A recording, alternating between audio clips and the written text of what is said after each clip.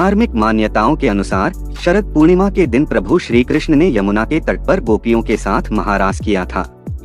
इसलिए इस दिन को रास पूर्णिमा के नाम से भी जाना जाता है। शरद पूर्णिमा को रास पूर्णिमा और कोजागर पूर्णिमा समेत कई नामों से जाना जाता है। हर साल अश्विन माह के शुक्ल पक्ष की पूर्णिमा तिथि को शरद पूर्णिमा मनाया जाता है।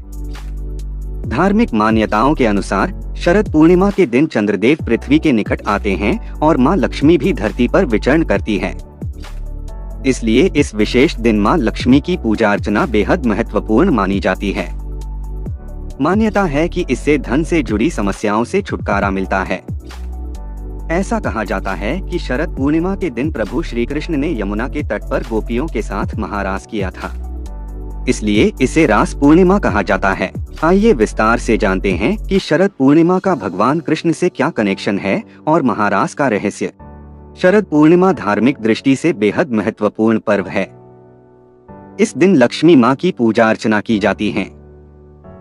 शरद पूर्णिमा की रात्रि में चंद्रमा के 16 कलाओं से पूर्ण होने के कारण चंद्रमा में विशेष ऊर्जा होती है। इसलिए इस दिन चांद की रोशनी में खीर बनाकर रखा जाता है और अगले दिन प्रसाद के रूप में ग्रहण किया जाता है। मान्यता है कि शरद पूर्णिमा के दिन श्री कृष्ण ने गोपियों के साथ रासलीला रचाई थी।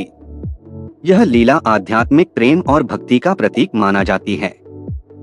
कहा जाता है कि जब गोपियां श्री कृष्ण से मिलने के लिए यमुना तट पर आईं, तब उन्होंने सांसारिक इच्छाओं को त्याग कर स्वयं को श्री कृष्ण को समर्पित कर दिया। रासलीला केवल भौतिक प्रेम की अभिव्यक्ति नहीं है, बल्कि यह आध्यात्मिक प्रेम और आत्मा का परमात्मा से मिलन है।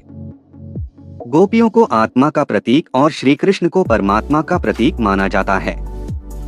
मान्यता है कि जब आत्मा सांसारिक बंधनों से मुक्त होकर परमात्मा से मिलन होता है तो वास्तविक शांति और आनंद की प्राप्ति होती है।